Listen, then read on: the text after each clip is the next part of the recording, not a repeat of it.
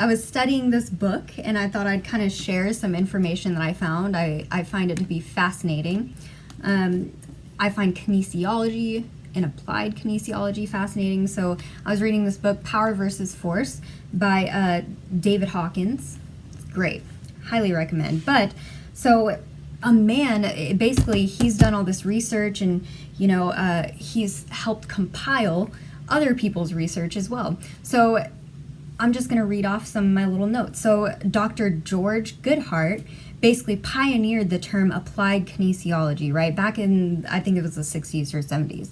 And so he found that physical stimuli, for instance, beneficial or non-beneficial stimuli, think about anything that we can do to our bodies, anything that we can input into our bodies, like food or music or whatever.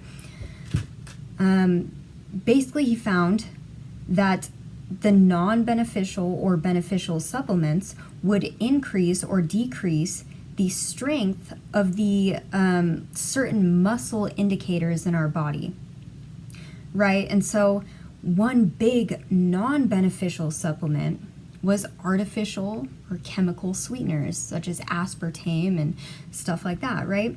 They found that basically when artificial sweeteners that they tested, when they were present in the body, when they introduced it to the body, the muscle indicators in our body, we have all these little indicators. So for example, if this sensation on my arm, my muscle indicators are sending a message to my brain, and then my brain is sending a message back to these muscle indicators, right? And so, and the muscle indicator is telling your muscle what to do. So when aspartame or any of these other kind of sweeteners were introduced to a human system, their muscle indicators sent a message to the brain, and it sent it back, and it weakened the muscle immediately, instantly.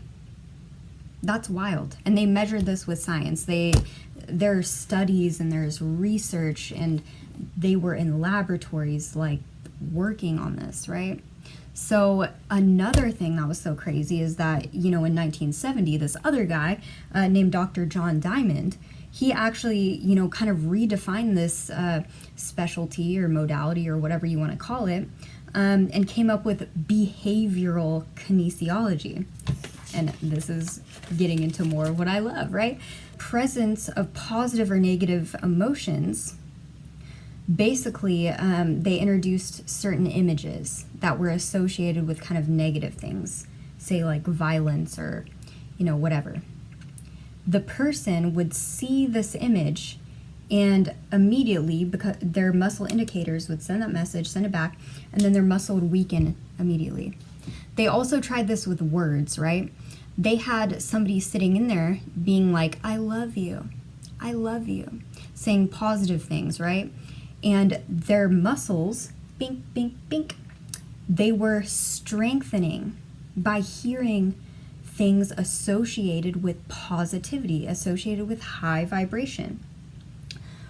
When the muscle indicators would input, they also had the person sitting in there telling them, I hate you, you're disgusting, you're ugly, like telling them negative things.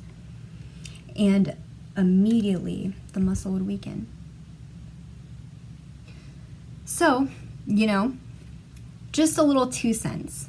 I'll let you kind of just mull that over, but I find it fascinating, you guys. I love figuring out how our body works.